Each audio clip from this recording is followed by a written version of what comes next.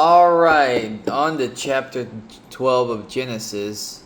We ended with the family of Terah, and I think it was Shem to Abram uh, genealogy or whatever you call the thing.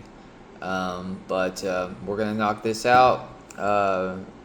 It's Friday, July 3rd. July 4th is tomorrow, so going to have a good holiday. I'll probably be on here every day as usual, but I'm going to knock out a chapter a day. So, on to chapter 12, the call of Abram.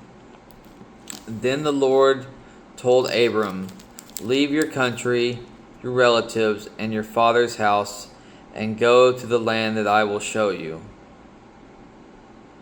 I will cause you to become the father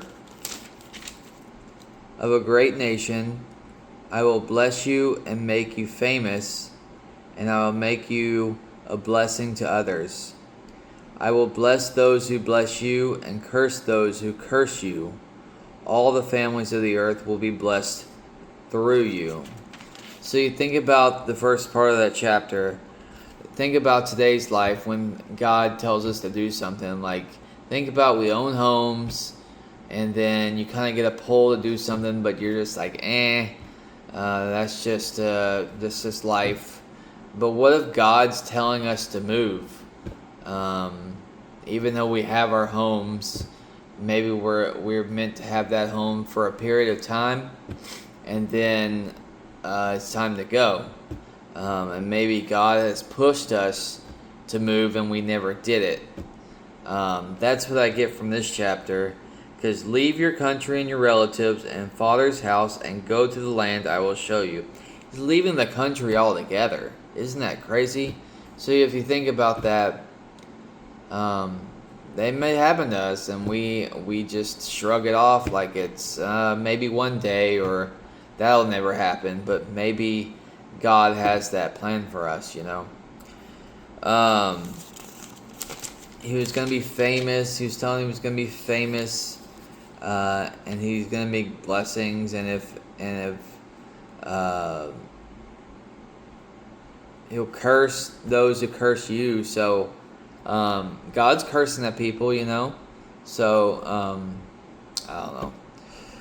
So Abram departed as the Lord had instructed him. See, he just went, you know. He just went. And Lot went with him, but he didn't tell Lot to go with him. He just told Abram to go with him. He said, "Leave your family, leave everyone." And then he took someone with him. And that will come to bite him in the butt later on, I guess. But the Lord tells you to do something and go on your own, and leave family, leave everybody, you do it. You know, you don't take someone with you just because you want to, you know. And Lot went with them.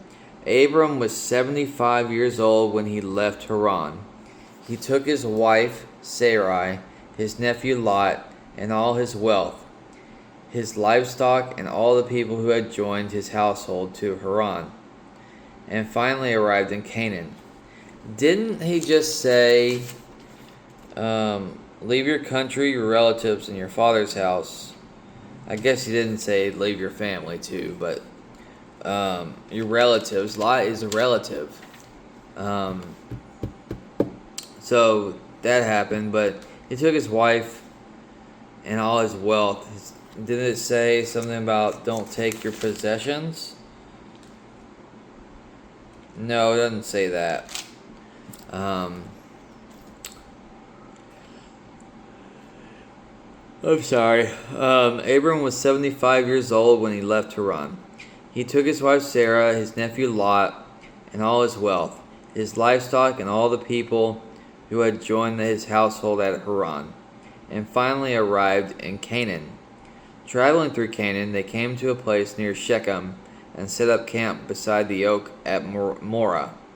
At that time, the area was inhabited by the Canaanites. Then the Lord appeared to Abram and said, "I am going to give this land to your offspring." and Abram built an altar there to commemorate the Lord's visit. So, when the Lord appeared, he built an altar. So, we don't do that. Maybe people do, but I don't know many people who do. So, after that, Abram traveled southward and set up camp in the hill country between Bethel on the west, and Ai on the east. There he built an altar and worshipped the Lord. Then Abram traveled south by stages toward Negev. It doesn't say it was Sunday he had to worship the Lord. It just said he worshiped the Lord. And I think he did it because he wanted to, and it just wasn't the first day of the week. He just wanted to worship the Lord. So we have all of these churches everywhere, and that always gets me sometimes. Like, we got to go on Sunday, or we got to go on Saturday. Well, if we want to worship the Lord, you know? Do it now. Things like that. But I know Catholic has a mass every day in places, so you can worship the Lord by yourself. I'm not saying you have to do it in a group, but I just wonder how they worship the Lord, how, or it was just a prayer or whatever it may be. Maybe it was songs. Well, I don't know. Maybe it's in the Bible, and I gotta read further. Abram and Sarai arrived in Egypt.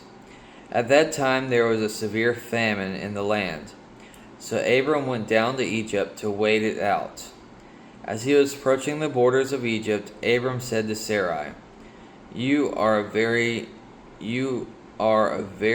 beautiful woman. When the Egyptians see you, they will say, This is his wife. Let's kill him. Then we can have her. But if you say you are my sister, then the Egyptians will treat me well because of my interest in you, and they will spare my life. And sure enough, when they arrived in Egypt, everyone spoke of her beauty. When the palace officials saw her, they sang her praises to their king, the Pharaoh, and she was taken into his harem. Then Pharaoh gave Abram many gifts because of her: sheep, cattle, donkeys, male and female servants, and camels. But the Lord sent a terrible plague among Pharaoh's household because of Sarai's, Abram's wife. So Pharaoh called for Abram and accused him sharply. What is this you have done to me? He demanded. Why didn't you tell me she was your wife? Why were you willing to let me marry her, saying she was your sister? Here is your wife. Take her and be gone. Pharaoh then sent him out of the country under armed escort, Abram and his wife with all their households and belongings. So you think about that. Abram's wife, I guess, didn't have a say-so in the matter. She was just like, okay, and going along with it, and was just going to marry Pharaoh, and that was that. And I'm like, you think about that, and it's kind of weird. Oh, I'm sorry, it's bedtime. But it's kind of weird to think about that, because I guess women didn't have say-sos back then, which is interesting. But he lied and still got gifts, which is interesting to see, and God was with Abram through this, and sent a plague. Even though Abram lied, but that's that chapter. That's all I've got for you there. Chapter 13 will be tomorrow. Will be Abram and Lot separate, but we'll get that to tomorrow.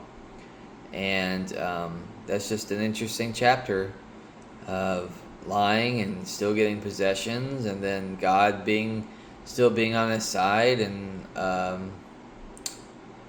all of that. So Just an interesting story, and there you go.